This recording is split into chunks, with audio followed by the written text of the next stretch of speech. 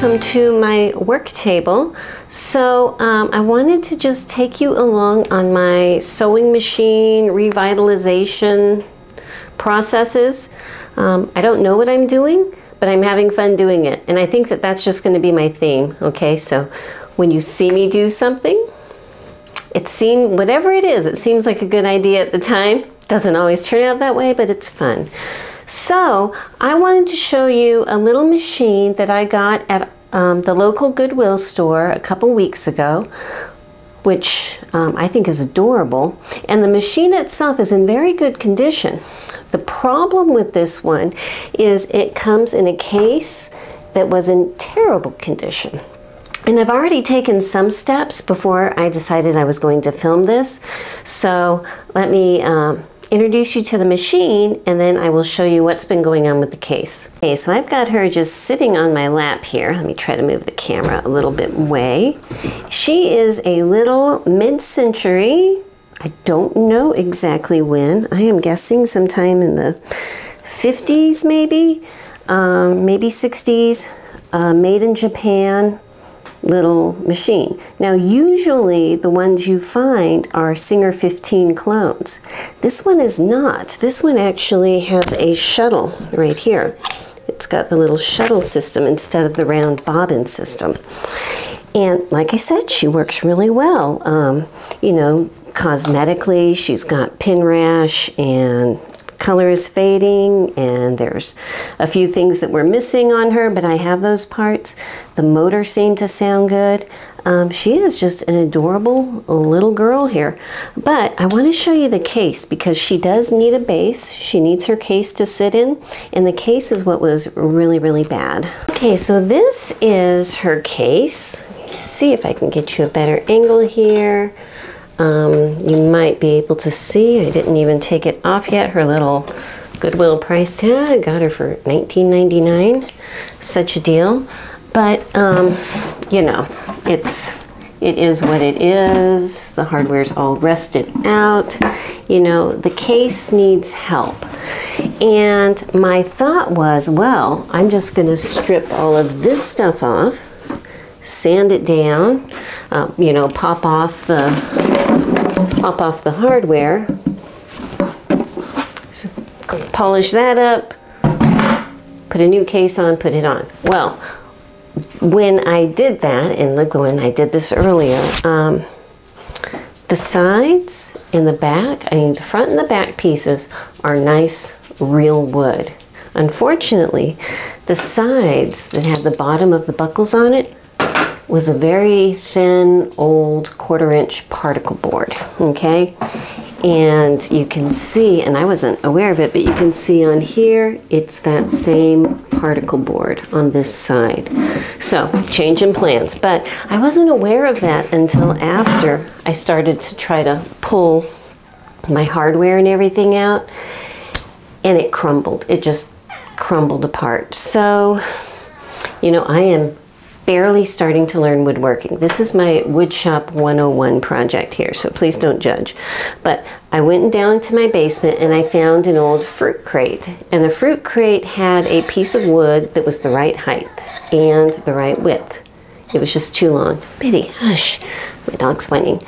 So I cut 2 pieces that would fit that length, you know, nail braided them on, and then of course, I don't know how to cut edges and everything at this point. Again, Woodshop 101. So I just filled in the edges with wood putty and tried to sand them into somewhat of a curve when I'm done, okay? So that takes you up to speed with where I am at this point, because I need the box. I need the box to be a nice intact box in order for her to function. Oh my gosh. Come on. If you hear that whining, this is the reason for the whining. She needs attention, so I'm going to be holding her. So anyway, I want to show you what I plan to do to make this beautiful. But I need this to be all done because it's the old school two-part system where there's a little plug that gets screwed in here that the light and the motor get plugged into, and then the single plug that comes out. So it's important that all of this is nice and secure, okay? So let me just set this cover on top here for right now. And I will be putting the hardware back on. But here is my plan. I have two different covering methods I'm going to use. For the bottom, I'm going to use something much more durable than for the top.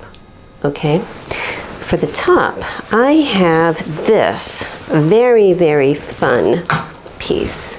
It is actually a spoonflower print. If you've never been on spoonflower for fabrics, I'll highly recommend it. It's so fun. But it is a print of Van Gogh's water lilies. Okay? So I am going to cover the top part of this with my Van Gogh water lilies. And we'll go through the process of waterproofing it and everything like that. But for the bottom, I want something more durable. And I had it out here. Let me go find it. Okay, and so for the bottom, something that I thought would go well with this and be very durable is I have it's extremely dirty, so I need to wash it. But it's a piece of real leather from an old sofa that I tore apart years ago, okay? But I am going to use this to cover the bottom of the box. And I think that that kind of goes with the coloring of the water lilies up here. So that's my plan. But because of everything I went through when I was figuring out that if you try to disassemble the particle board, it just falls apart, it feels pretty secure right now. Okay, this side feels pretty secure. So I want to leave that. So instead, as much as I don't like it, instead of trying to pull the hardware off to separate it and clean it separately, what I'm going to do is basically remove as much of this old, you know, yuck, fabric-y paper stuff here from around the hardware pieces and clean them in situ.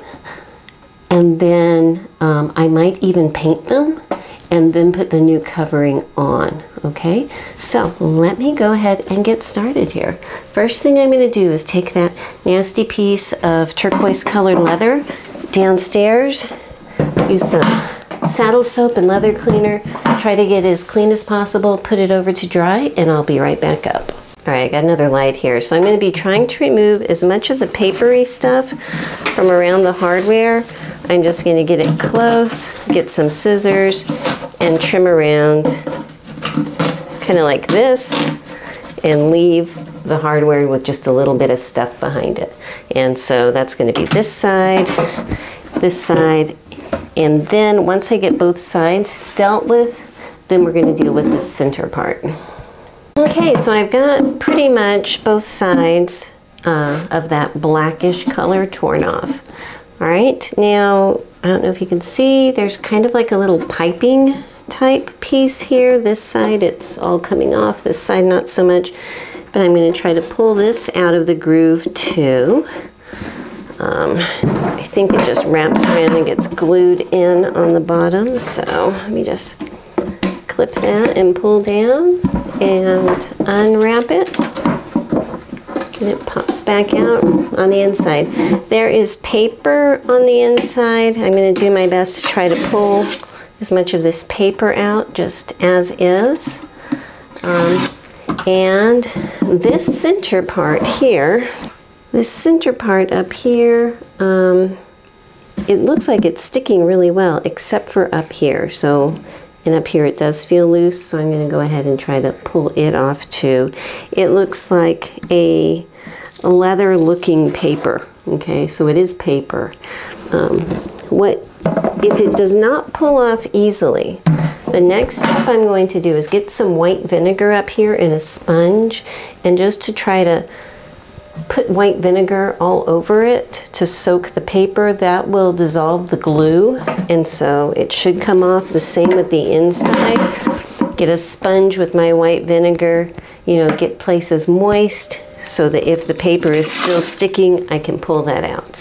Okay, so I have an old milk pail from my cow milking days, some plain white vinegar, and a big sponge. Now I have to be careful with this because the only thing holding all of these joints and things together here is the glue in the wood.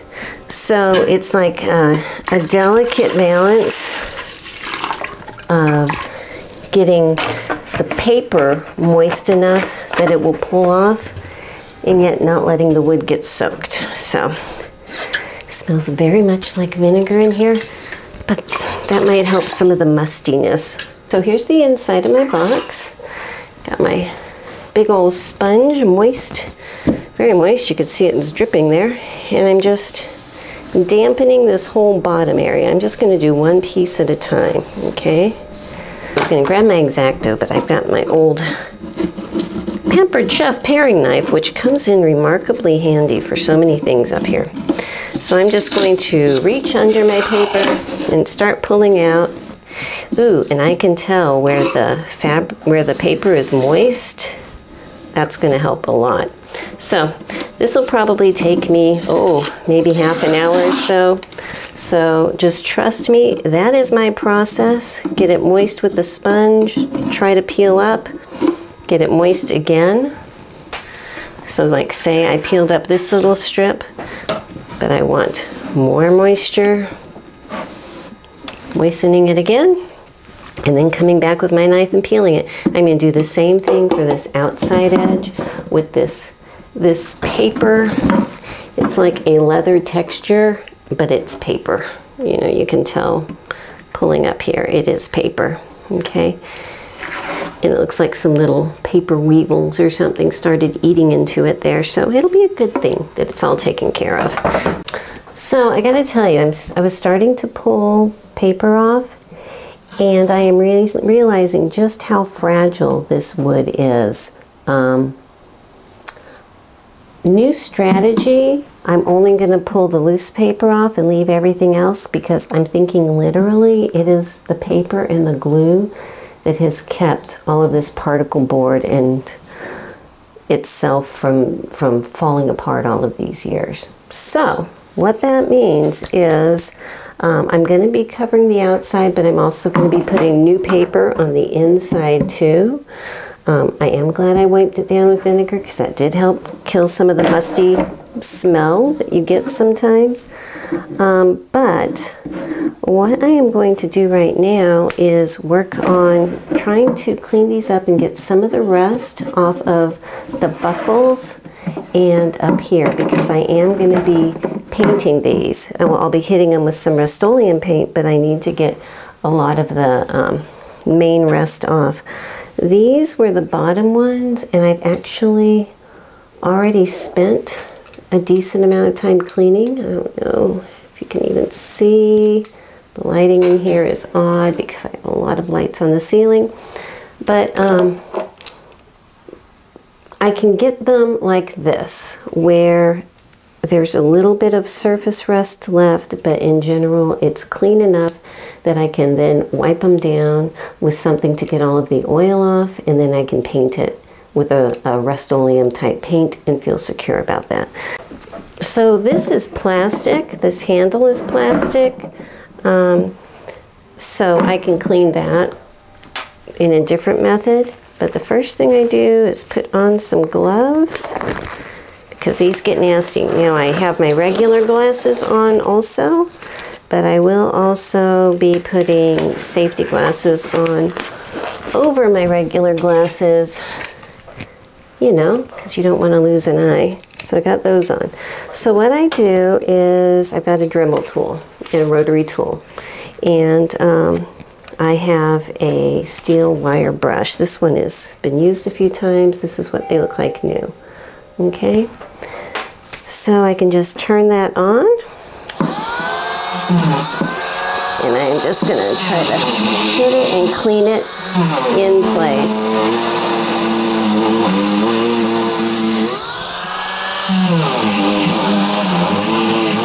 I have some different size heads. I have some that are flat and some that are very narrow, like a paintbrush, that I can get into these smaller areas. So I'm going to use this to get the outside first. And you can see it's already doing good. And then I can change my head to a smaller one, and I'll show you that. But first I'm going to hit all of the edges here with my Dremel. Okay, so I have been cleaning it with my Dremel, and I think I'm about done with what I'm going to do. I will be trimming around all these loose hairs that are on there to keep it out of my way. But once I got it, all the loose rust off, I kind of like this old metal looking finish. I was going to paint it either black or white or red or something, I hadn't decided, but I kind of like this old metal look. I think that'll go good with the fabric, that Water Lilies fabric. So what I might do is just put some kind of an oil or clear coat or something over those so they won't rust anymore, but just leave them that color. So I'm liking that. Now you may be saying to yourself, why don't you just take those off, you know, take all this hardware off? And the reason is because these things, these little brad type rivety things that they're put on with, it's like here's the head and they have these two little tails that come, and then they have the two tails and they are curled out and pounded into the wood. Okay, and I tried this with the base, and that's why they fell apart, because the only way to get them out, I don't even know if you can see, but there are, trust me, there's two little metal tails that are separated out, curled in, and pounded back into the wood. So you literally have to dig out a chunk of the particle board to be able to even get to those, so that you can open them up and pound it out. And it's just not worth it, because it makes everything weak and loose and disintegrates. So I'm just not going to go down that path, because I already did once, and adding one little piece of wood to the base is very different from creating an entire cover, you know, as far as I'm concerned. Okay, so actually the next thing I'm going to do is get my can of shellac, and I am going to cover the metal parts and some of the wood around it. Okay, so it's fairly thin, but I can paint with my little paintbrush here. So you're going to see the metal, and I'm also going to be painting the wood around it. And what that's going to do is kind of glue all of these little wispy hairs and everything down to the wood, but it should also give some kind of a clear coat type of protection, so that hopefully, again, hopefully, seems good at the time kind of idea, that this will help the metal stay that old looking metal and to not go into full-blown rust mode again. So I'm going to be painting this, painting around the handle brackets up there, and also painting the top of the buckles that have been taken off, because I will be putting these onto the base later, so that way everything will match. Okay, so I got my paintbrush cleaned off and put away. So just to get a rough idea of the dimensions that we're dealing with here, starting at the bottom of this space, wrapping around to the bottom on the other side, is about 36 inches. So 1 yard going around this way, and from this side, hang on a second, starting down here, all the way over is about little under 28 inches. Okay, so I have plenty of fabric. The tricky part is going to be, of course, working around all of this without it, you know, looking bad. But you know, it's part of the artistic process, so that's okay. I am going to be doing a technique kind of like decoupage, you know. We're going to basically be gluing the fabric on, and then once it's glued down and set where it needs to be, then I'm going to come back and with a Mod Podge coating cover the entire thing. on these sides, I will probably be reinforcing those with some staples, which I may end up covering with trim. We don't know. I never know how things are going to end up. But for right now, I need to let all of this dry, so I will be back in a bit. So I'm going to start working on what I'm going to call the front side of the case. That's going to be the easiest because, you know, I don't have to deal with any hardware at this point. So the first thing I'm going to do is measure, I would say, from this little crevice to this little crevice and find the halfway points. Okay, so if from the edge here to the edge over here is 12 3/4, then halfway is going to be 6 plus 3/8. So I am going to mark that point on here with my little pen, and that's just going to give me a rough idea of where to match everything up. I have some tacky glue that I plan on using for my base layer. I have half of a bottle here and a full small bottle. I hope it is enough.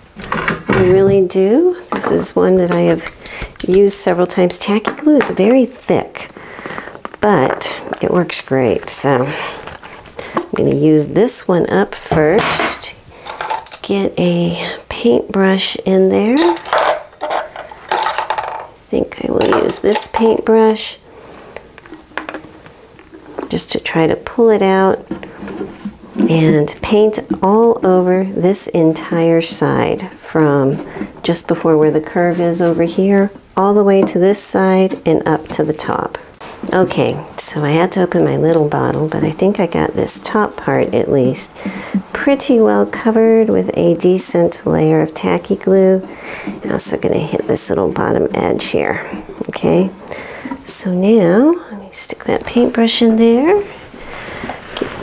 Getting the bottom edge of my water lilies, which is this part down here.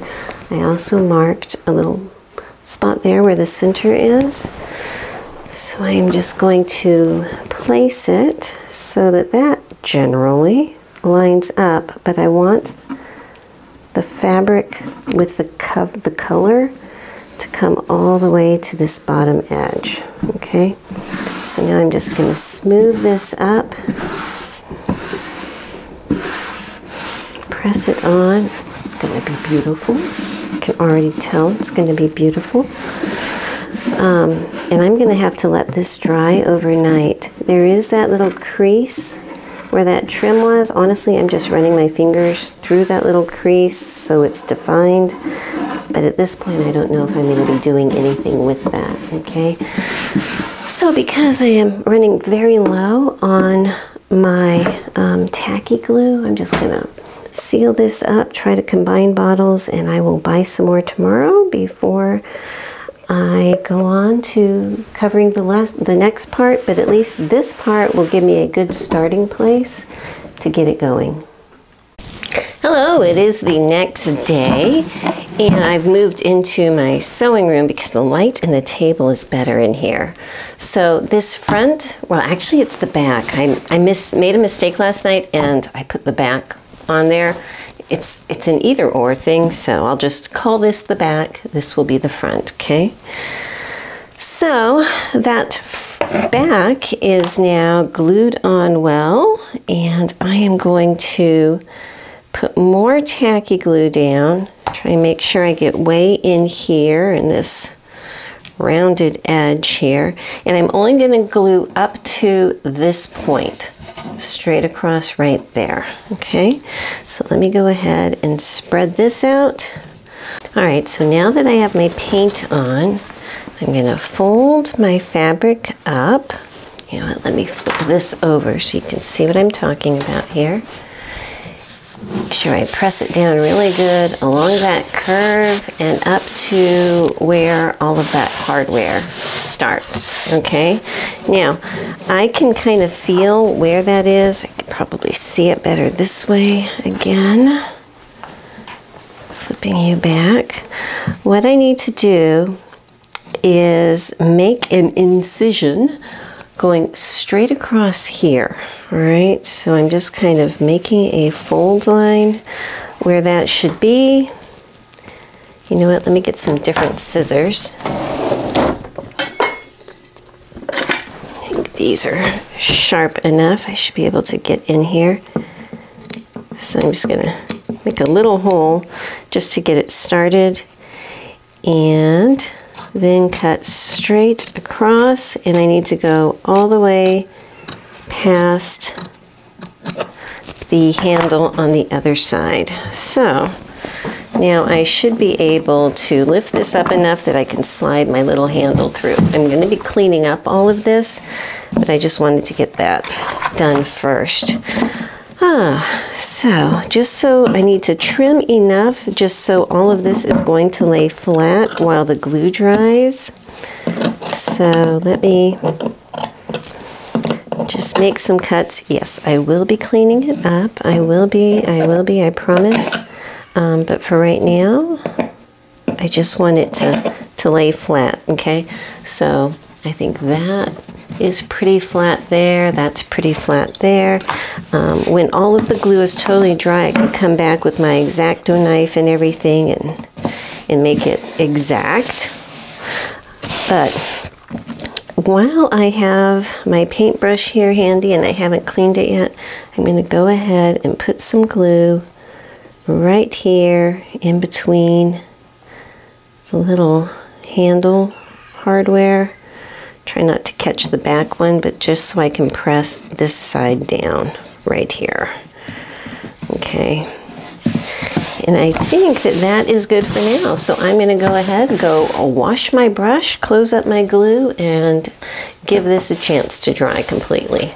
Okay, so this side of it is now dry, and this side is still not attached. But what I am doing is trying to very carefully outline the hardware and come back with my very, very tiny scissors and cut it out. And I'm finding that this is a heat erasable pen, so if when I get done there's still a little bit of a mark, if I throw some heat on it, it will disappear, but honestly the blue kind of matches with the design here. So once I have that drawn, I'm just coming back at an awkward angle under the camera and trying to trim right around the edge here so that I have just my hardware showing, okay? So kind of like that. So let me move this so it's not as awkward for me to work, and I will be right back. All right, so I hope you can see I have it pretty well cut out right around there. So now I'm going to flip this cover back, and I got more tacky glue while I was out at the store. I'm going to fill this in. I'm going to try to be really careful to get my brush in here underneath any loose stuff, get as close as I can, and even touching the hardware. The tacky glue will dry clear when it's dry, so if I get some on the hardware, that's okay. So again, this is my glue. I'm going to go ahead and load up everything from the edge between the hardware and all the way to this top corner. Okay, so now that I have it pretty well slathered in glue on the top, I'm going to fold this over, and while everything is still damp, I'm going to try my best to get this little piece here situated so that it's going to butt right up with the opposite side and lay nice around the hardware. Once I get the hardware set well, then I'm going to work on smoothing out the rest of the lid here. So I find it a lot easier to go one side at a time, let it dry, one side at a time, let it dry, than to try to do it all at once. It's just a lot more sure for me. It doesn't take that long for this to dry. So you can see some glue poking up around the edges there. I am going to go get a little Q-tip and try to dab some of that extra off. Okay, so I think that's pretty good so far. I'm just running my fingernails again through this little crease right here. I don't think I'm going to be filling it in with any kind of trim, but I kind of like the little edge that it gives. So pushing that in. I think I have everything aligned here, so now I'm just going to set the box aside again for a few more hours and let it dry. All right, so that part that we glued on top is now dry, and so we're going to glue the final part here. But before I do that, I want to trim something here. So I got my little ruler, and I am just roughly laying it up against the edge here. I'm going to get one of my little heat erasable pens that I love so much and draw the line down. And I'm not going to cut it all the way up to the top. I am going to, well here, let me draw my ruler again, and I'm going to put a mark about 1 inch down from the top, right there. Let's see if I can get you in. And I'm just going to cut straight up 1 inch out and stop 1 inch down from the top, okay? Like that. I'm going to do the same thing on the other side. So now that I have that done, let me center this under the camera a little bit more so you can see. You can peel that off, peel this off. Oh, that's about as high as I can get. Sorry about that. So now I'm going to get my tacky glue one more time. And again, up here is the top. That's what it's looking like, all dried. I think it's pretty good indeed. And so with the front, now this will be my front because it's the front part of my, or bottom part of my design here. I'm going to go ahead and give it a good coat of tacky glue, making sure I get my brush all the way up here to give it a good coat to hold all of this together. Because honestly, with this ancient particle board and this paper, because it's literally just paper, it is the, let me get my brush a little wet here, it is only the glue that is holding all of this together. So lots and lots of glue indeed. If this was solid wood, you know, if this was made out of plywood or something, I would probably be going along very differently as far as the hardware and everything.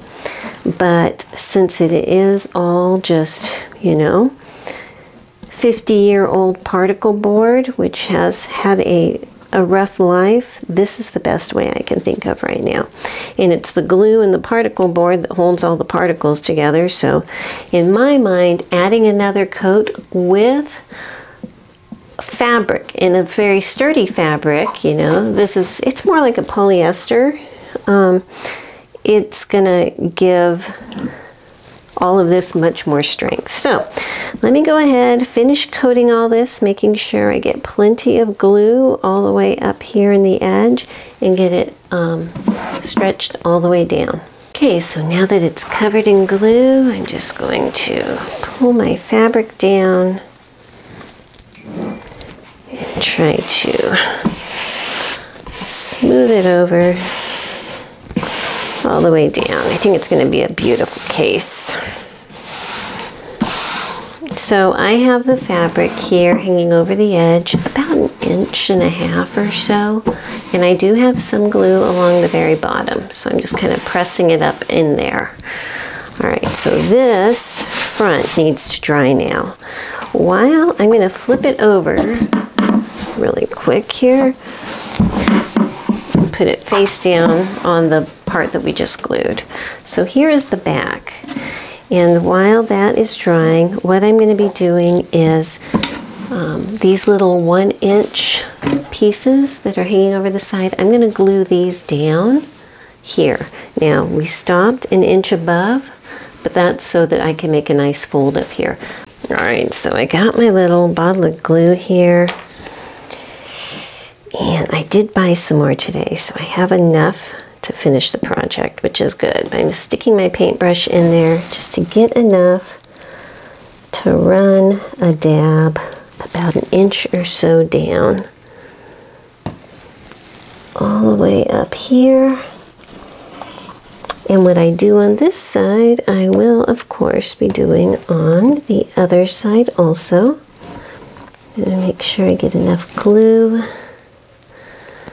so it will stick well. Okay, so now that I have that, I'm just going to fold this little 1-inch edge over and push it down. Again, this part up here at the top, I'm not worrying about that too much right now. Just this, okay? So I have the other side of this. This is the back part. I have the other side cut also 1 inch, so I'm going to glue it down over here just like I did right here. Okay, so with these 2 edges here glued down, the last thing I'm going to be doing tonight is this little bit here. This is my bottom edge. I'm going to push it all the way in and glue it to the inside edge in here. Also, just again, painting with my paintbrush, the glue, and push it in and push it down, okay? Okay, welcome back to the next morning here. So this is all dry now. You can kind of see inside where I glued that back part in. So what I need to do now is flip it over, right side down, and I am going to trim just like I did on the back side, about 1 inch from this back area here. So again, I'm just drawing a line about 1 inch out, and from the very top of the box, I'm going to draw a little cross point at about 1 inch down from this point, like right there. And slice it up, and I'm going to do the same thing on the other side, okay? And then I'm going to take this little flap that I just trimmed and glue it up on both sides, and also turn under this area here, just like I did here, and glue it down all the way around here. So let me go ahead and get those little edges turned under and glued, and I'll be right back. I'm going to be trimming this top piece, but let me go ahead and lay it in place first. I can get this on camera. So if I can kind of fold it down, my goal is that the very bottom of this edge here, I know you can't see it all, is stretched out nice and flat, okay? Knowing I am going over hardware and everything. But with this kind of anchored in place, nice and flat, what I want to do is mark a point that is about, 1 inch, 1.5 inches down on this side after you make that curve. And that is going to be right about here where I draw that line. So I'm going to draw a line on the other side too. Okay, so now if I open this up, I am going to, where's my line? Here it is. Cut a straight line from my edge here all the way up to the top of my little flap along that point. And I think if I fold it so the bottom edge here is flat, and I line up with that little line, I'll be able to get a nice fold that I can follow along with my scissors. So I'm going to go ahead and do that to both sides of one of these ends. Okay, so at the very top, this is my little flap here. I'm going to go ahead and try to paint some glue all the way inside these little random corners, because remember my corners are not glued all the way to the top, just from like 1 inch down. Okay, so I'm going to try to get this piece painted in with glue from this point until probably a couple inches above where my hardware is, and get the ends folded in nicely, and just stop right there for the day. Going through this like water, and spread it in rather thickly. And again, you know, this is going to shore up my particle board. Because if these particle board particles have lasted, what, 70 years by this point, well, they deserve to last even longer. Should not look down on my particle board friends just because they are not pure grain friends. You know what I mean? Anyway, let me finish painting this. I am painting over the fabric part up to the edge because that's where I'm going to be overlapping. So coming over here, and this glue does dry clear, so you know, and I am going to be putting Mod Podge over the whole thing, so it's okay if it shows. So let me do some handy folding here. So if I can fold this edge, and I want the edge to come along just inside that fold, because this has a slight curve. I want my edge of my fabric to be in enough that it's going to be set in from that curve. So the curve ends right about there. I think that's a good point. So I need to get my hands in there and a little bit gluey just to make my fabric, you know, a nice little mitered corner underneath there. And press it down. I will be coming back to reinforce this, don't worry, that glue's not the only thing that's going to hold it on. Now over here, doing the same thing, folding in this little edge and getting it laid down nice and neatly.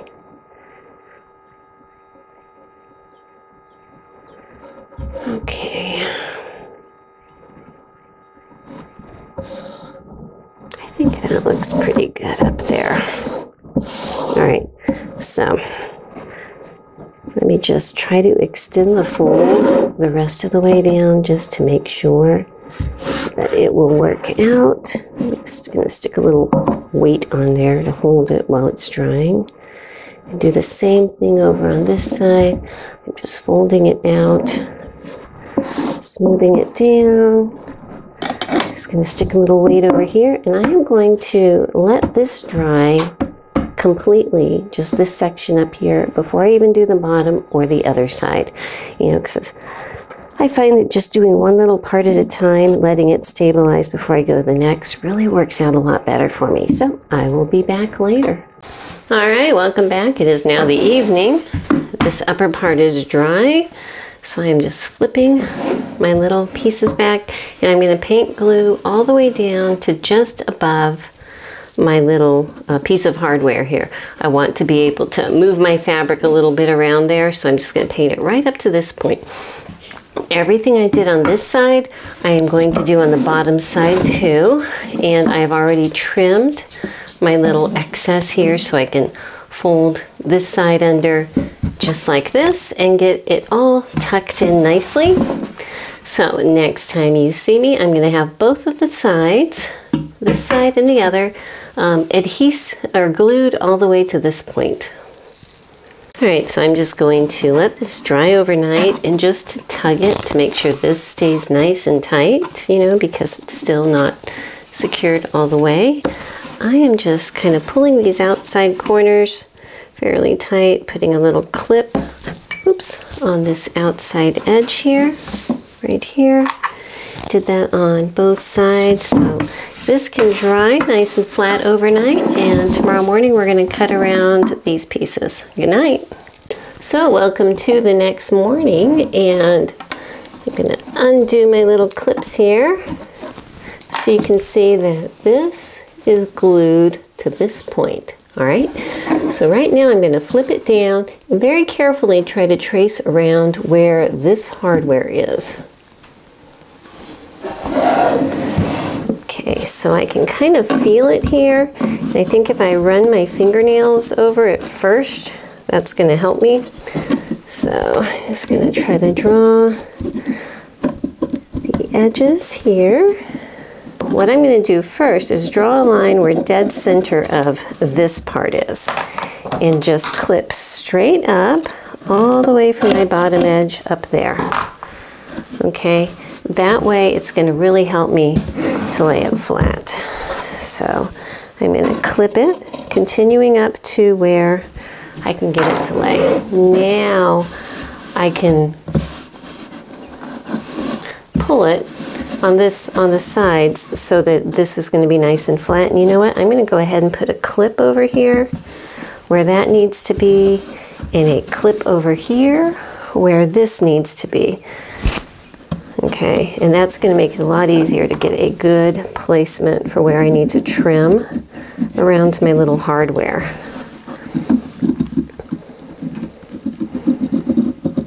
Okay, so I got that line drawn. I'm going to lift off my clip. Don't know if you can see it, but I can. Get my little scissors here, and I'm going to trim just inside that mark I drew. Okay, so here's one side, and that is going to fit pretty well right around there. So let me go ahead and trim the other side now here. And I'm going to do the back side exactly the same as what we do here, and I'll be right back.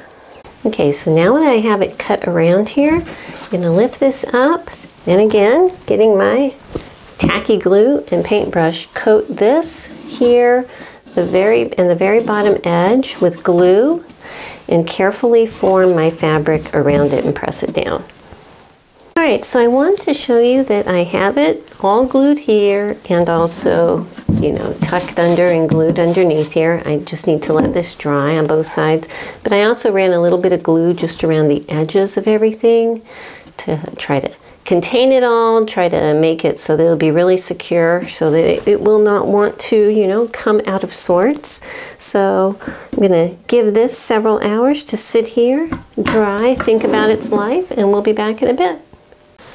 Okay, welcome back. I have shifted to my ceiling mounted tripod thing. I think that this is going to work better. I want to show you the sides are pretty much dry. I am going to work on lining the inside of this for my next step. And what I'm going to be using are some scrapbook sheets. Two different kinds. This one with like old streets of Paris, I think, something French, probably Paris, are going to be for the side pieces. And then I have a purple-ish shade that is going to be the end pieces, okay? So what I have done, and I thought I had my camera rolling, and I did not, apparently, is measured how much is sticking out from, if I set the cardstock in, from here to here. And I got a measurement of 2.5 inches. So I went ahead and made a crease on one of the ones that I'm going to be using for my side at that 2.5 inches, okay? Then measuring straight across the bottom, because it's not the same as the top. It's kind of like a trapezoid type thing here, okay? Measuring straight across here, I got a measurement. And had a bit of trial and error and everything, but I was able to make this template, and I'm going to copy it onto here. What I ended up doing on here is I realized I needed, because of the curve in the corner, where I made that cut, I needed to take a little bit out just to give myself some wiggle room in those corners. So since I already worked all of that out, I'm just going to trace these two little rectangles out onto this one. And also, I had to do that because it's smaller and then gets bigger, so it was kind of getting a little crowded on the bottom. You know, every case is a little bit different, so work it out for yourself. But I'm using my cardstock approved scissors here. And I'm going to slice out these two little rectangles here.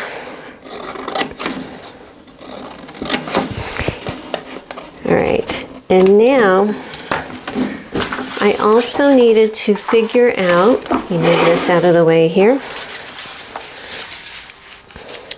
where the point up here, where these corners were going to lie. So what I did was folding so that my two sides go underneath, all right, and set it into place here so it's up against the bottom, and figure out exactly where these 2 points would be, okay?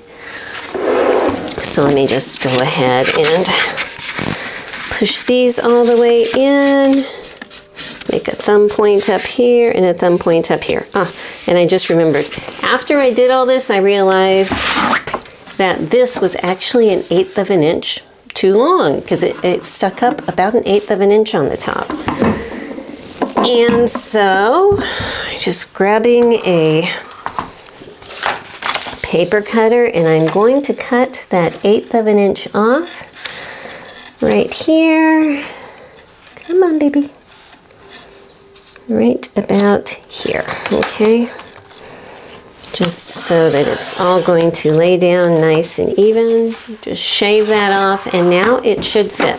So at this point, I should have 2 cardstock pieces that I can lay down and glue into the corners, okay?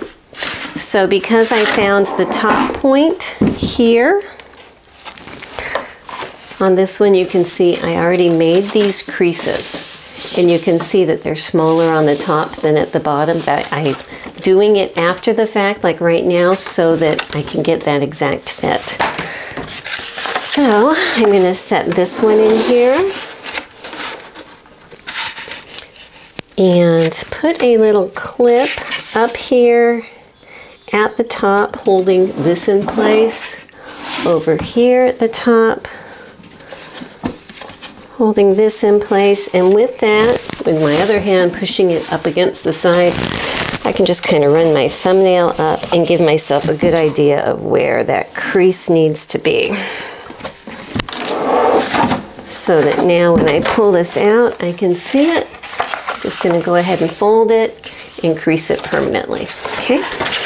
So with our favorite tacky glue, what I'm going to do is work on just the sides first, not the flaps, but I'm going to totally glue the side and the bottom where these are going to be first, okay? So coating the bottom. Actually, you know what? I'm just going to coat everything. Totally put tacky glue about 2 inches up here, and all over this side. And then I can take my preformed cardstock and just set it in there. So I'm going to go ahead and get painting with all of my white sticky goop, and I will be back in a moment. All right, so I had to charge my microphone battery, and while I was doing that, I want to show you what I've gotten done. Just set this out here. I've got both of my sides glued in, and I've glued in one of my sides of the main panel here of the maps of Old Paris. And this one I have not glued in. I just wanted to show you that basically I set it in, figured out where I need to make that curve. And because it is a curved edge, not just a straight rectangle, I found that it fit better if I make a series of little folds so it has a curve to it. So now that I have this measured and pre-folded to the right size, you know, so it'll fit in here nicely, I'm going to go ahead and glue this in, still with my tacky glue. And you can see up at the very top, there's a gap. There's a gap up here, the entire width of the paper, a couple inches wide. What I'm going to do is cut a like 3, maybe 4 inch wide strip of this one, which is a similar shade as one of these maps here.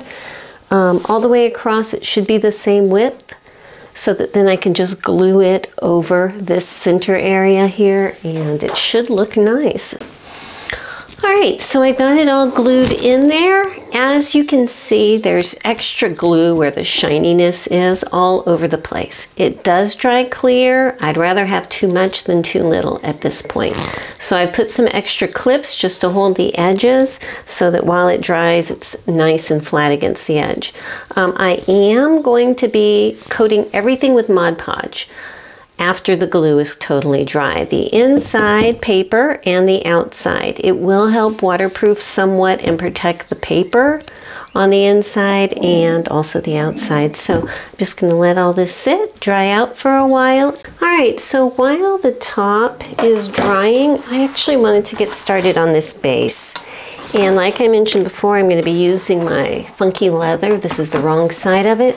But before I can do that, on the bottom you can see they had these nails that were driven in, and it looked like they had some kind of a rubber washer or something around it that has kind of decomposed at this point. So what I'm doing is pulling off what's left of those rubber washers and whatever else is underneath here. And those rough little nails, I don't want to pull them out because honestly they might be holding something together, but I am going to tap them in so that they're not going to be sticking out too much and maybe injuring the table or the leather or something. So let me get all of these cleaned up. I want them to look like this when it's all done. All right, so now that I got that bottom kind of prepped to be able to work, I just am centering it here to get a feel of how my leather is going to stretch on. And I think I've got way plenty. I'll be able to trim quite a bit off of each side here, so that is not a problem. But I need to get an idea of exactly where this base is gonna go. So I'm just gonna try to center it on the cleanest part, which is here and here. And you know, I'm gonna get a pen because I think it'll show up better. Outline with this pen where the base of my box is. And the reason I'm outlining is because the glue that I'm going to be using for this, not tacky glue, I'm going to be using contact cement, which, you know, I use for like shoe repair and things like that. It's amazingly strong stuff, but what you have to do is paint it on both sides. Paint it here,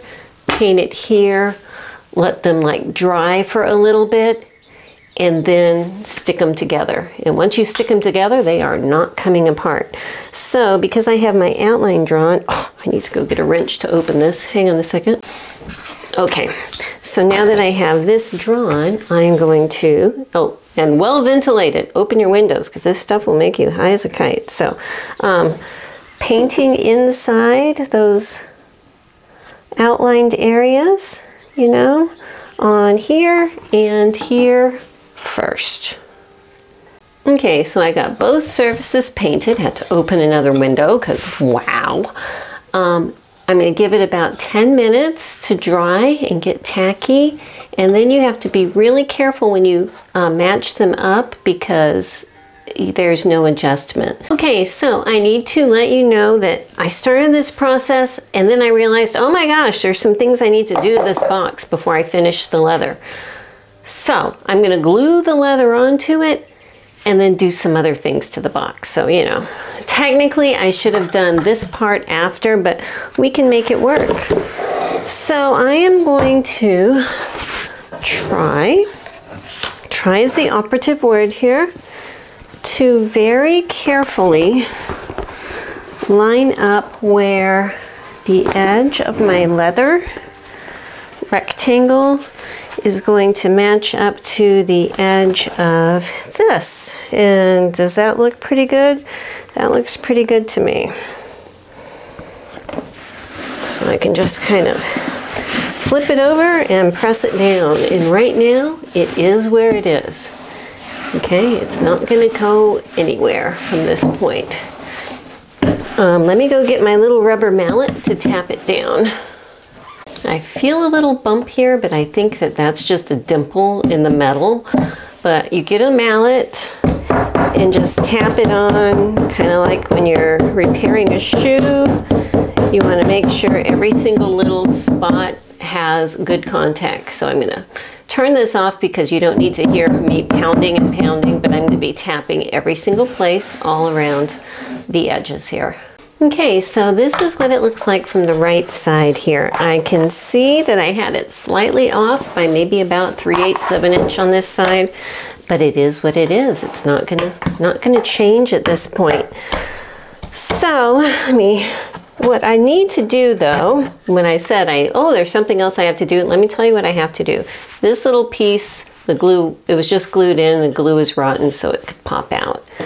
And I have this little, actually it's a little rubber piece from a yoga mat that I cut to get a template of the size I need. There was a piece of particle board in here and you know, it fell apart, so all that is left is this little piece that's glued down. What I need to do is cut another piece of my 1/4 inch wide wood to this size and put it in this place. But before I can do that, I need to get my sander and just come in here and sand down what's left of this particle board that is glued down, just to get it out of the way. All right, I did not take you downstairs to my dungeon basement where currently I have the sander and table saw and stuff because it's just dark and very loud. We are working on building a better workshop, so hopefully that will come soon, but I sanded most of that particle board stuff down. I'm left with a glob of dried glue that's pretty flattened. I'm not going to try to chisel that off the metal. I will put a new dab of glue on my little board that I just cut. The reason I need this board to go here is because I have one of these little motor light boxes that I need to clean up before I install, but it has a little hole here in the middle that my little wood screw goes through and screws into this board, which is glued to the box, so nothing will want to move around, okay?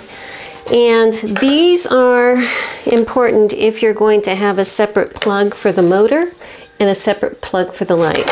Currently, as I found it, that little machine does not have a light, but I don't want her to stay that way. I'm probably going to get a little light and add it to her so that, you know, she can feel somewhat complete in life. I can tell you that the cord as is in good condition. It is very flexible. It does not have any cracks. It looks clean. I'm not going to be changing out the cord on this one. I think that it is just fine. The plugs look, you know, fairly new-ish. So yeah, it's good. And it's got the really cool old school metal clinky foot pedal that we all love, or at least I do. So anyhow, what I'm going to do is this little piece of board that goes right here, it's got this notch cut out of it because the wire from, say this is the motor, which is going to be in this general area here, goes through that little notch like that. Okay, that way it can be under the machine and go through the notch into this little cubby where this plug is up there. So that's the mechanics of all of this stuff. So the first thing I'm going to do is get some glue. I haven't decided what kind yet. Something that'll glue wood to metal, but it's not going to have a whole lot of pull, so you know, it doesn't have to be terribly strong. I am going to put my little rubber piece on top of it. I just think that that would be a nice touch. But before I do any of that, I am going to paint this wood and this metal bottom just to clean it up, because I'm going to be bringing my leather up to the sides but not on the top. So I am going to be using a black paint, the black satin paint, and I will be right back. So yes, this paint is made for metal. Yes, 100% it is, but I'm using it because I can paint the metal and the wood and it'll match. So let me put this screw back with the little block so I don't lose it and just get started. I'm going to paint all over the wood and the box and this little insert so that they will all match and look nice. So I want to give you a quick little view. I've got her painted black. I have this little piece just kind of pushed in. It is not secured, but it's just pushed in there. I don't have this painted, but it's going to be covered up by my little gray piece here that's going to kind of cushion my little plug, so that's going to just slide in there. So right now I have a lot of things that need to dry. This paint needs to dry, the contact cement needs to cure, the top needs to finish drying. So I'm just going to walk out of my fume-filled room up here between the fumes of the contact cement and this oil paint and everything. Yeah, I'm feeling interesting right now, so I am going to be back later on tonight. See you then. Hello, I just popped upstairs to see how my drying is going. Where the shiny part is there, that's the glue. And I think that it is dry enough, you know, it's not totally dry, but it's dry enough that I can glue my little extra wood block in there. So I am just using some wood glue, you know.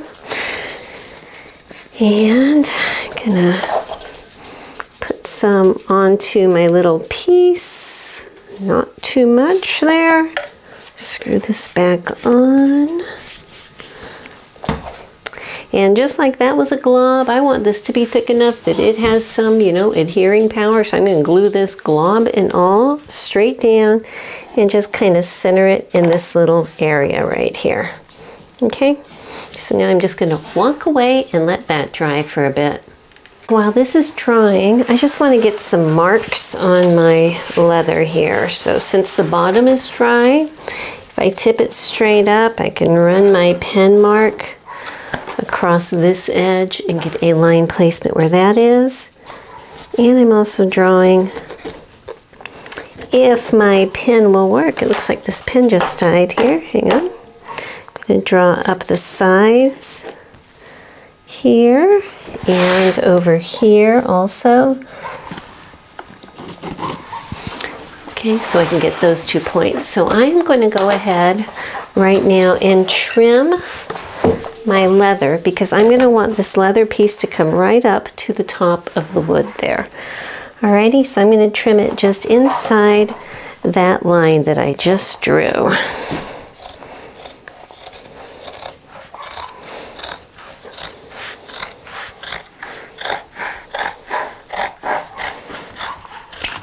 Okay, so I still have that strip.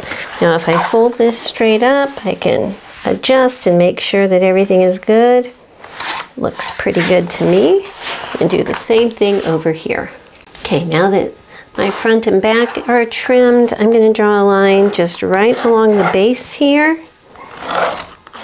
Okay, and I'm going to flip up my box and draw a line, if you can see, right across the top layer of my box. And for some reason, these pens do not want to draw on leather, so I'm going to see if my pencil will work.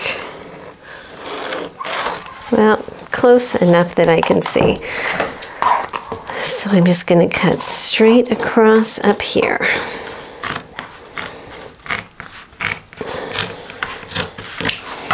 And double check how that looks. Actually, I think I need to trim it down about another 1/8 of an inch, so it's much easier to trim it right now while it's laying flat than while it is glued to the box. So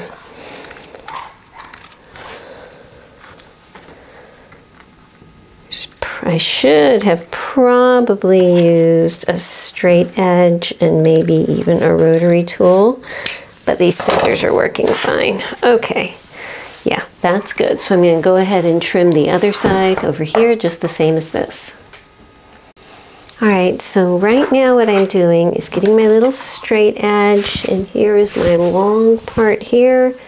I'm just going to kind of draw a line just barely in. So like if my ruler was underneath here by about 1/8 of an inch, okay? And I'm doing that because of the curve. But I'm going to draw a line from that point straight out on both of these sides. And before I do anything else, I want to fold this up and make sure that the top of those lines come up where I want them, just before the curve of the box, and they do. So now I'm going to cut straight down that line. Does not want to go all the way. Let me go get something else to cut with. Alright, I had to get some sharper little scissors to be able to get right in there. So, this is the way I'm going to be doing it. The front and back are going to be folded up first, kind of like we did on the box, with my same contact cement in the front and wrapping these sides around, okay? So pretend it's on here really, really straight. Once I get the front and back like this, then the sides are going to come up. And then after that, I have some upholstery tacks that are going to go up the sides. But I can tell just by folding this that just to make my life a little bit easier, I'm actually going to take off kind of like a little angle down here so that at the very bottom, you can't see what I'm doing. I'm cutting out a little wedge like that, just about 1/4 inch wide up here. And that's gonna help it have not quite so much bulk right down here at the very bottom. So what I'm gonna do first is put contact cement around the front edge of my box, right here, and right here, just in this part, and glue that on, and the same in the back. All right, so I have I've painted the entire front piece here of my leather, and here and down a couple inches on the sides with my contact cement, and I am running very short on contact cement, so I'm really hoping that I have enough. I'm just trying to make sure that I get the very top edge of my leather to run along the top edge of my box here. Oof. Okay, like that, and folding these edges down here. Now I need to once again go get my rubber mallet and tap this all the way down just so it holds its shape. Okay, so I have this side, you know, pressed in and trimmed, and I actually had to trim the leather a little bit here because it was sticking up a little too high. When I did that, I hit the wood, so I'm going to have to come back with my paint and put some touch-ups there on the wood. So not a huge deal. I've got my back here all ready to go, so now I'm going to go ahead and put my contact cement on my back leather and my wood here, and give it about 10 minutes to dry. Okay, so I'm setting my timer here, and I can tell you this is a 3-ounce can of this stuff. I will be doing good if I have enough to finish this project. It's just, I'm literally down to like this far in the can, so we will see. We'll see how it goes. Let me give this a minute to set so it can kind of become tacky, and then fold it down and go on to the final part on the sides. Okay, so now I have both sides glued down. So whatever I do to this side, I'll do it to the bottom, of course, the same. And so this is what it looks like, these 2 tabs turned in before I glue it. I want to make sure that the edges of my fabric or my leather here are just on the inside of that curve. As you can see, the curve comes in and then the edge is there. Okay, it looks like I need to trim this side just a little bit to make sure it comes to that point. Hang on one sec. At some point I will get better leather working tools, but you know I don't do this very often. Okay, so now I'm going to go ahead and again put my contact cement here and here. And this I did hammer down with my rubber mallet already. So anyhow, here, and on the other side too. So at this point, I've got it all glued up, and you can see because the leather has different tones and little blemishes and things, it looks fairly organic. So I'm thinking that that will kind of blend with the print of the water lilies painting. You know, that just kind of looks like it to me. So this is the back of the machine where the hinges are. This is the front, okay?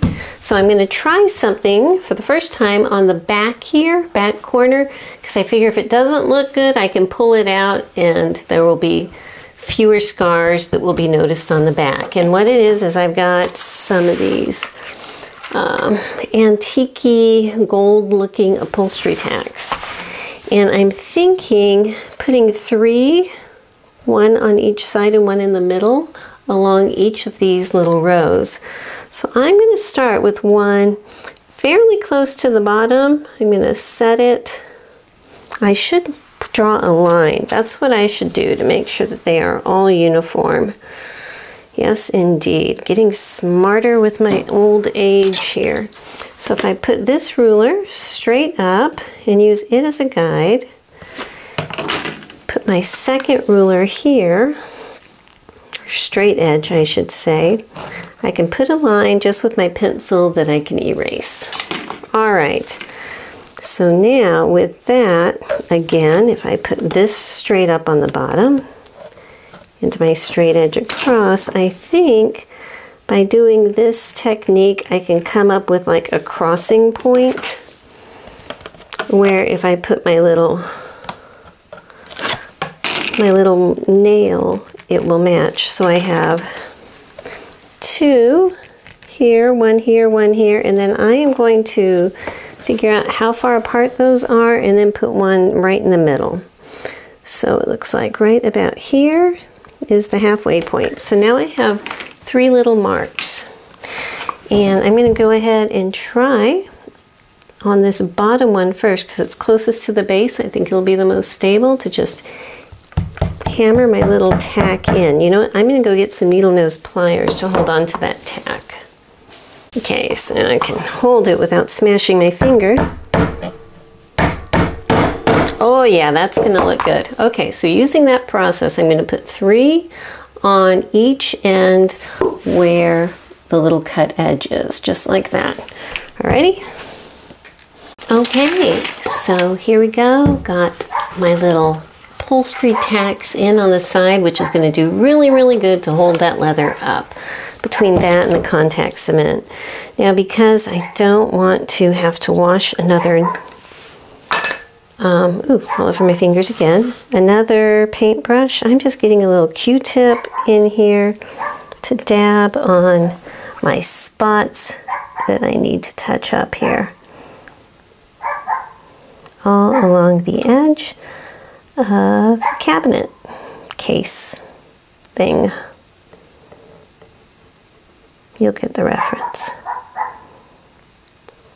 Okay, so now all those little spots are now covered up and blended in, and I think that I should be able to just let it rest up here for the night and totally dry off. Whoops, one more spot over here. Okay, so putting my lid back on, tappity tap tapping it, I'm gonna go grab the cover part that should be dry right now. Okay, so at this point, this main part is pretty much done. Oops, I still have another clip on here. Let me pull those off. Okay, so here's the inside all papered up, looking lovely, and the outside. So now it is time to put the Mod Podge covering. I'm just going to use matte Mod Podge. One reason is because it's what I have, and also I don't want it too shiny. The base is not going to be shiny with that leather, so you know, it's more in keeping that way. But you can kind of see with this green what I meant, how that leather being as unusually streaked from wear actually blends in with it a bit. Okay, so I am just going to start with the top and work my way down the sides. I'm going to try to do it on my little protective piece of paper here. Maybe if I put it sideways, I'll have a little extra room so that nothing will drip onto my actual sewing table, which would be terrible. So Mod Podge, it goes on like glue, but it will dry clear. It's kind of like a combination of glue, and polyurethane, and things like that. It's amazing stuff. And I am going up over the edges of my hardware. It'll dry clear, so I don't have a problem with that. Okay, and then trying to get most of the extra off and just smooth it down like that. And I'm going to cover the entire outside of the box. Okay, so my Mod Podge on the outside is dry, clear, looking good. Looks like I have a couple little bitty wrinkles up here, but still soft enough I can kind of press them down, so that's a good thing. Okay, so now what I need to do is put Mod Podge around this outside edge here and all over on the inside.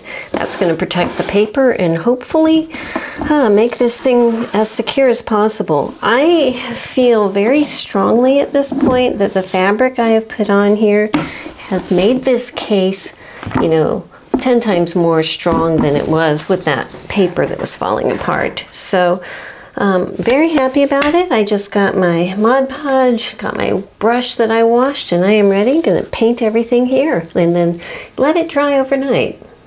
Okay, so I have it all Mod Podge in there. It's all wet, and I'm gonna wait for that to dry. And my original thought was to use these same tacks, coming down all the way down here. When I line them up, I can see that if I just put it straight through and I don't get it right in this curve here, the edge of this tack is going to stick all the way through about 1/8 of an inch. So I really need to make sure that if I get it here, I get it into the thick of this curve right here. And that's kind of stressing me out because it is particle board, it is just glued particle board, and I'm concerned with how strong I can hit it with my hammer. But I'm going to give it a try because I might as well, right? Right. So I am going to start it up here in this top corner and kind of try to eyeball so that I am definitely going towards where the whole little curve is. I almost have it kind of at an angle.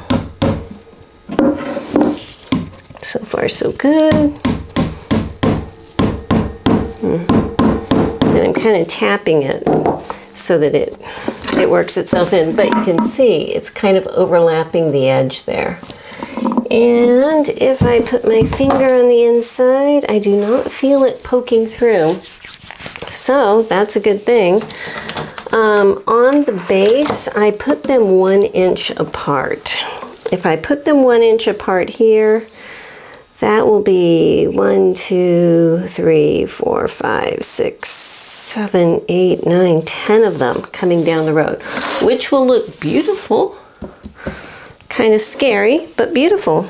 And I'm going to say let's go for it. I am going to go ahead and using the center of this top one here as my starting point. Well, this isn't going to work here. Let me get a piece of tape. That'll help me marking. This is just some very thin paper tape. It's a masking, kind of like masking tape. And I am just going to run it next to where I want to mark.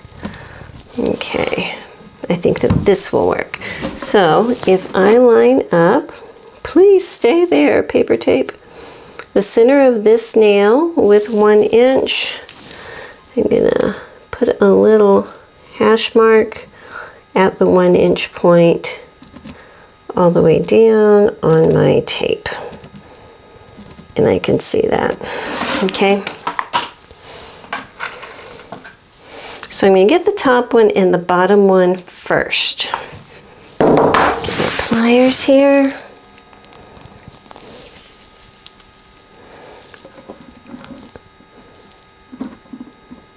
Don't want that.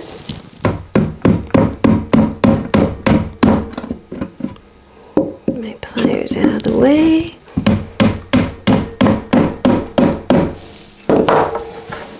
That's good. All right, so this is how I'm going to work it. Everywhere I have, you see if you can see, a tiny little hash mark. I'm going to put my little upholstery brad all the way down so it is holding down this fold of this fabric. You don't need to watch the entire thing. I've got a whole little box of these guys, and I'm just going to one by one try to strategically place them and tap them in. Okay, what I have found is the best way to tackle this so I have something that looks, you know, at least somewhat straight, because my first row I didn't have a guideline to follow and they weren't exactly straight, is I am drawing a line about 1/8 of an inch in from the top layer with a pencil all the way up. Just keeping it, even though, let's see here, kind of swerved it. Okay, so I have 1/8 of an inch in on top of this layer from the edge, okay? And then from the very bottom, I just arbitrarily decided that at 1/2 an inch is where I'm going to start marking it. So at every inch, starting from that hash mark, every inch I put another one. Still with pencil, because since this has Mod Podge dry it on it, I can erase my pencil, which is good. And this way, I do have a fairly straight line that I can follow. And that is working better than just kind of guessing. And thankfully, this is on a pattern, so it's not terribly obvious that they're out of line, but maybe you can see that these are straighter, okay? So that is what I'm going to do. I just have one more row, still using my little needle nose pliers to hold my upholstery tacks, and these are just plain old Dritz home upholstery tacks, okay? So anyway, that's what I'm doing. I can line up the tip of my tack with my little penciled crosshatch mark. Get it started, hang on.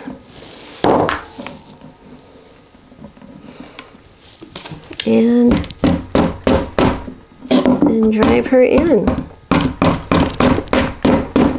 I actually hammer much better when the camera's not rolling, just letting you know. So anyway, I'm just going to go ahead and finish up this last row. Okay, so now I have this final row all nailed in, and I'm just going to come back with my pencil eraser, and I can erase the line that I drew in between them. And that way, that cleans up really well. Whoops, I fell off my pencil there. Actually, I thought I was almost done, and I completely forgot about my bottom hardware that has to go on here. So this is how I'm going to do it. This hardware has an upper lip that sits on top here. So I'm just going to set, let's see, this is the back because it has the hinges, and this is the front because it's the lower front part of the design. And I'm just going to set this onto my base and get it as lined up as possible. And then underneath where the little buckle goes, I'm going to set my little hinge buckle down below it.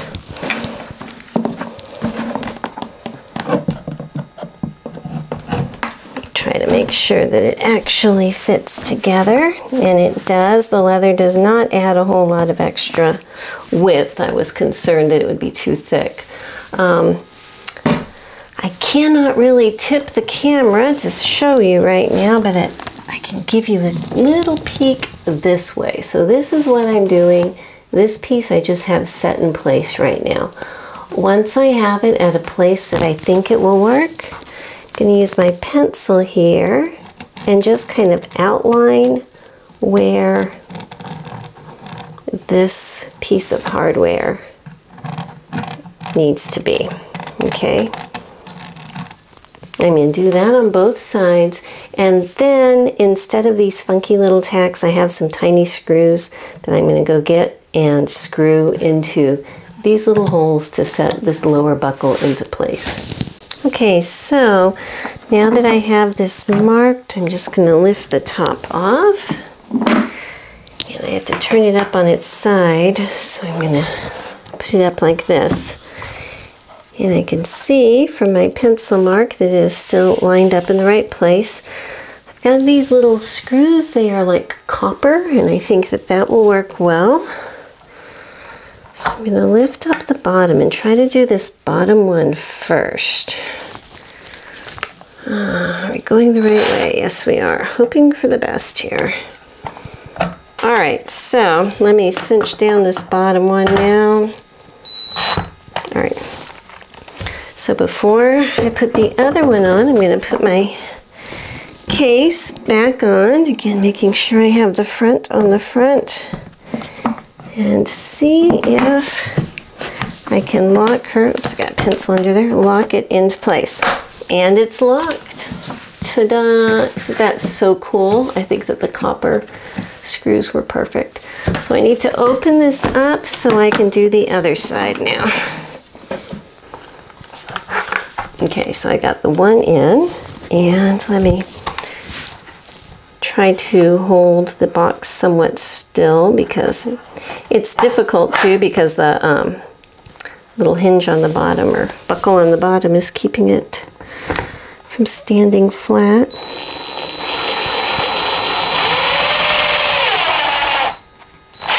Okay, one more little screw over on this side, and then we'll see if this side will buckle.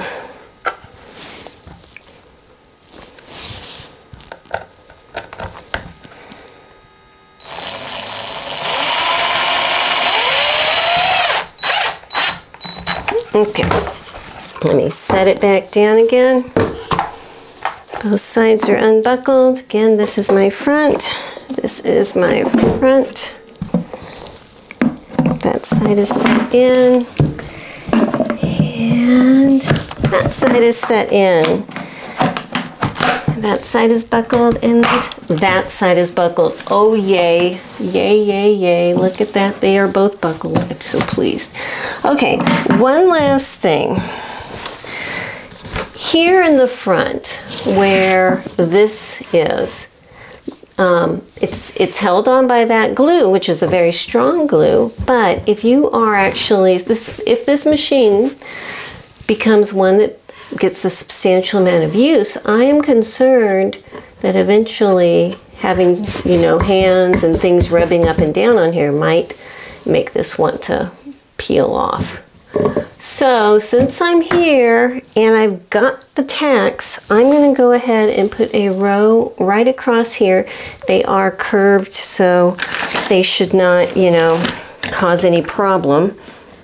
So what I'm going to do is line up my little ruler, so I have a 1/4 inch here, down, draw a line straight across, okay, and then starting, well, I need to see where I can center it, so I have them at a 1 inch interval, and I think right about here is it. Okay, so I'm just gonna, again, draw my little hash marks at the 1 inch point. And while I've got my hammer and everything is, you know, oopsie, gotta remove my ruler here, and everything is handy, I'm gonna go ahead and run a row of tacks straight across the front. And since I'm hammering into actual real wood on this base, I feel very confident about that. So the tacks are not holding together the wood this time, they're just holding the leather onto it. So let me go get those tacks back here again and I'll nail it on. All right, so I want to show you, I went ahead and did the front, the back, and I'm like, well, I'm going to do the sides too. But I didn't think of that because this is only a 1/4 inch thick. These are thicker, okay?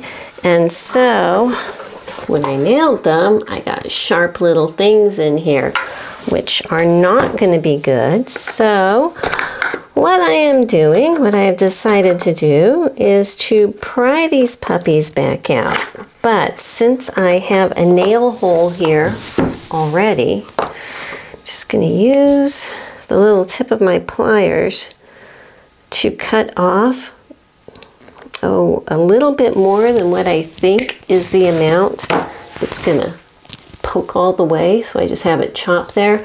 And since I already have a hole in my leather and in my wood, I think I can just hammer it, get this buckle closed here, hammer it back in there, and so that way it still looks good and it is safe for everyone to touch, you know, because nobody needs to get hurt.